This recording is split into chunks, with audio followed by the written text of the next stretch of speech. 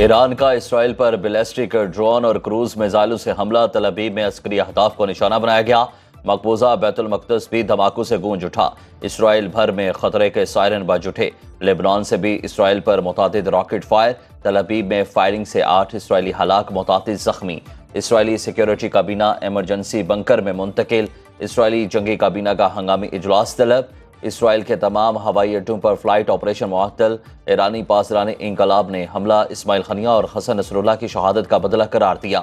Iran के Israel पर missile हमलों के बाद गजा और लेबनान में जश्न।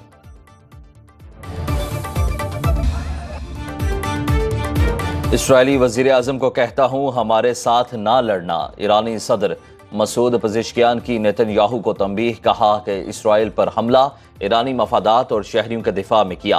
सिहोनी हुकूमत की जाहरियत का फैसला कुन जवाब दिया। ईरानी सदर ने कहा जंग नहीं चाहते लेकिन किसी भी जाहरियत का भरपूर जवाब देंगे। ईरान के साथ तनाज़े में ना पड़ो। ये हमला हमारी ताकत का सिर्फ एक गोशा था।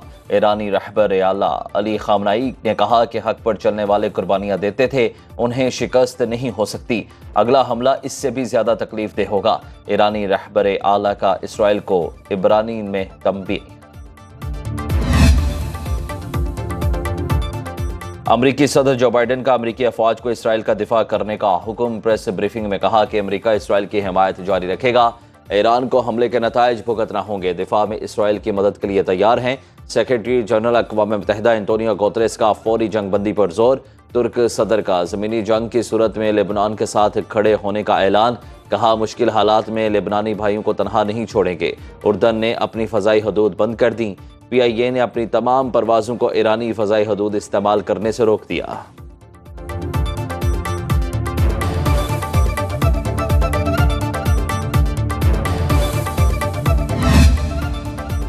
ईरान इसराइल पर हमले के संगीन नतायज भुगतेगा। इसराइल पर हमला नाकाबिले कबूल है। अमरीका ईरानी हमलों की मजम्मत करता है। दुनिया को हमारे साथ खड़े होकर ईरान की मजम्मत करना पड़ेगी। तर्जुमान अमरीकी महकमा खारिजा मैथ्यू मिलर की प्रेस ब्रीफिंग। कहा अमरीका के मफाद में जो बेहतर होगा करेंगे। हमास के मुज़ाकरात की मेज पर ना आने से जंग बंदी ना हो सकी। अमरीका खित्ते में सियासी और सिफारती हल चाहता है।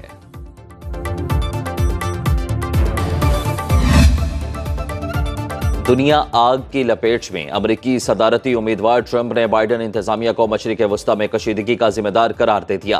अपने एक बयान में डोनाल्ड ट्रंप ने कहा कि अमरीका की कोई क़यादत नहीं, मुल्क चलाने वाला कोई नहीं। अमरीका के पास जो बाइडन की सूरत में एक गैर जिम्मेदार सदर है। मुंतखब होकर मशरिक़ वस्ता में अमन कायम करा दूंगा।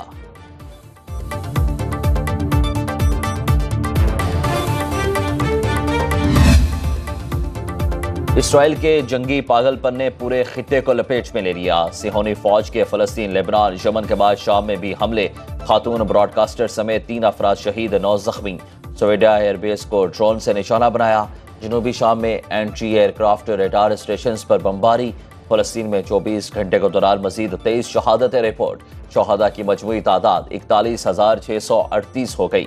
लेबनान में ताज़ा हमलों में 95 अफराद शहीद। हिजबुल्लाह का कहना है कि हमारे जानबाज मर्दानावार मुकाबला करने के लिए तैयार हैं।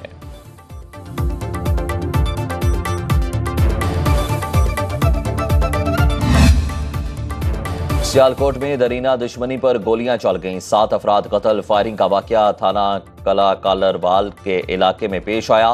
पुलिस ने जाए वक़ुआ से शवाहिद इकट्ठे कर लिए। DPO ने मुलजिमों की फौरी गिरफ्तारी के लिए टीमें तश्कील दे दी। IG पंजाब डॉक्टर उस्मान अनवर का नोटिस। RPO गुजरांवाला से रिपोर्ट तलब।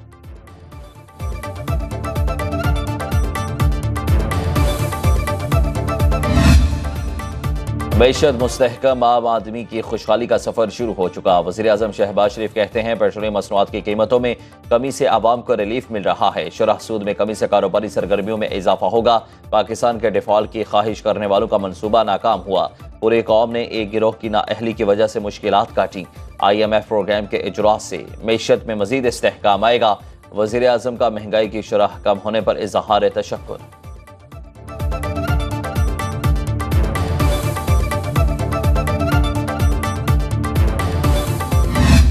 अगर 2/3 majority of parliament passes a constitutional amendment, it is the amendment. ये काम नहीं है अदालत का कि वो चाहे कि वो टीवी में हो। वो चाहे कि वो पॉपुलर हो या ना हो, इनका काम है कि आइन और कानून पे अमल दरामद करा।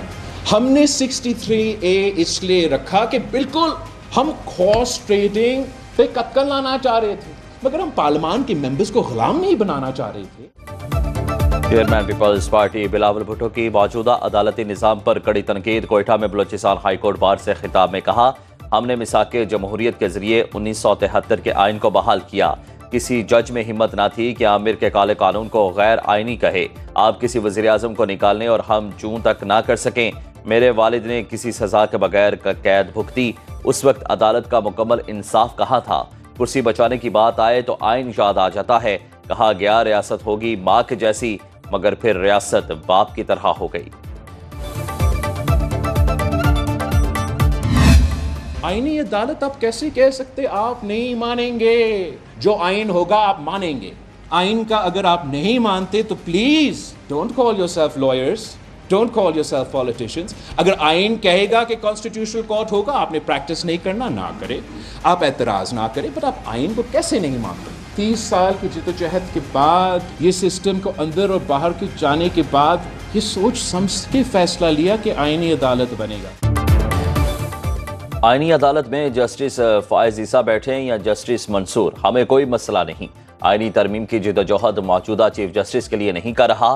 Chairman People's Party Bilawal Bhutto कहते हैं, आईनी अदालत के कयाम से न सिर्फ आम साइल को फौरी और जल्दी इंसाफ मुहैया होगा, बल्कि मौजूदा जजेस की भी पूरी तवज्जो आईनी मामलात को देखने पर रहेगी। ऐसा निज़ाम बनाना चाहते हैं जिसमें अदालतें तहफ़्फ़ुज़ फराहम कर सकें। यह महज एक चीफ जस्टिस के तकर्रुर से नहीं, इदारों को मजबूत करने से मुमकिन होगा। जो आईनी अदालत को नहीं मानता वो सियासत और वकालत छोड़ दे। लगता है 63A का फैसला तहरीक अदम एतमाद को गैर मौसर बनाने के लिए था। तहरीक अदम एतमाद में वोट को ना गिना जाए तो वज़ीर आज़म को हटाया नहीं जा सकता।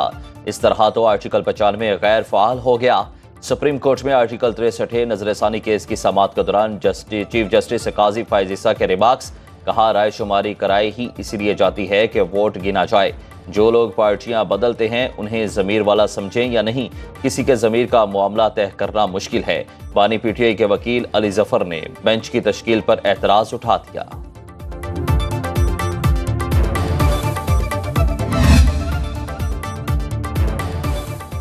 सुप्रीम कोर्ट ने आर्टिकल 63 नजरसानी केस की समाअत का हुक्मनामा जारी कर दिया। हुक्मनामे के मुताबिक सुप्रीम कोर्ट बार एसोसिएशन की नजरसानी 3 दिन ताखीर से दायर की गई।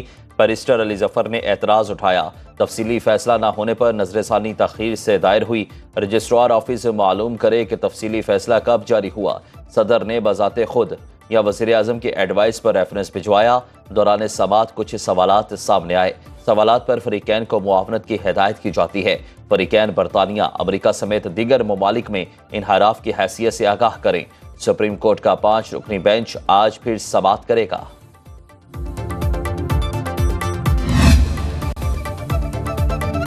Justice Mansoor Ali Shah practice and procedure committee इजलास में शरीक ना हुए। चीफ जस्टिस काजी फायज ईसा और जस्टिस अमीनुद्दीन की मीटिंग मिनट्स के मुताबिक आर्टिकल 63 नजरसानी समाअत के लिए जस्टिस मुनीब अख्तर ने अदम दस्तयाबी का इजहार किया। जस्टिस मंसूर अली शाह ने राब्ता करने पर शमूलियत से इनकार किया। कमेटी ने बेंच की तश्कील के लिए जस्टिस नईम अख्तर अफगान को शामिल करने का फैसला किया। चीफ जस्टिस काजी फायज ईसा ने कहा कि जस्टिस मंसूर अली शाह के इनकार से हमारे पास कोई ऑप्शन नहीं बचा। नहीं चाहता दूसरे जजेस को डिस्टर्ब किया जाए, इसलिए जस्टिस नईम अफगान को नए लार्जर बेंच में शामिल कर लिया गया।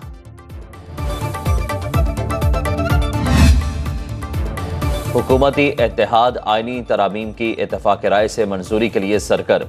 पीपल्स पार्टी के रहनुमा सेनेटर शरी रहमान की कौफ लीग और ANP रहनुमाओं से मुलाकातें।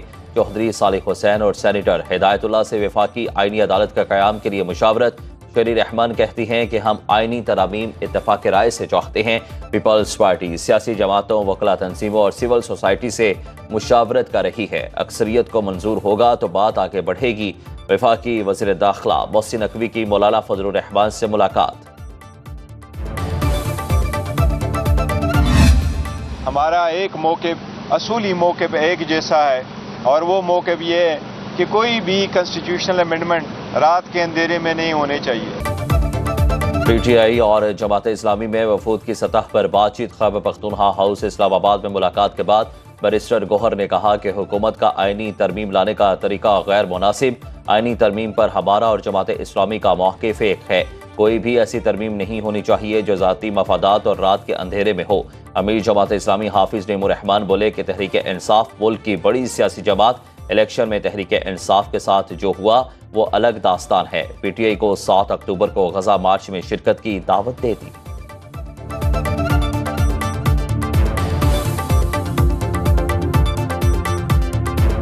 फलस्तीन का हमारे साथ ये रिश्ता है, ये ताल्लुक है, तो ये ज़रूरत है कि पूरा पाकिस्तान उनकी पुश पर खड़ा हो। और हमने इसमें एक प्रपोजल बनाया है और वो प्रपोजल लेकर हमने ये बात की है। आज भी हम यहाँ हाजिर हुए। हमने आगाज़ ही पाकिस्तान तहरीक इंसाफ किया। तहरीक इंसाफ ने आईनी तरामीम का रास्ता रोकने के लिए कोशिशें तेज कर दी। PTI बैक वक्त 3 ऑप्शंस पर काम कर रही है।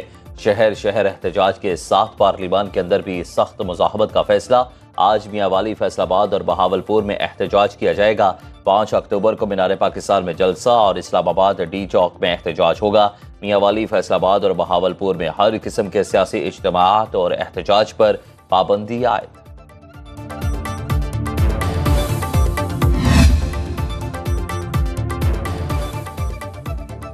पाकिस्तान में ट्रैकोमा के मरज के खात्मे का ऐलान। WHO ने तस्दीकी सर्टिफिकेट दे दिया। वज़ीर-ए-आज़म शहबाज शरीफ ने इस्लामाबाद में तकरीब से खिताब में कहा, उम्मीद है ट्रैकोमा की बीमारी अब कभी नहीं लौटेगी। बर वक्त इलाज से लोगों की जिंदगियां बचाई गईं। तमाम इदारों ने इस मरज के खात्मे के लिए किरदार अदा किया। जिस तरह ट्रैकोमा का खात्मा हुआ उसी तरह पोलियो, एड्स, हेपेटाइटिस समेत दीगर बीमारियों के खात्मे के लिए काम करेंगे।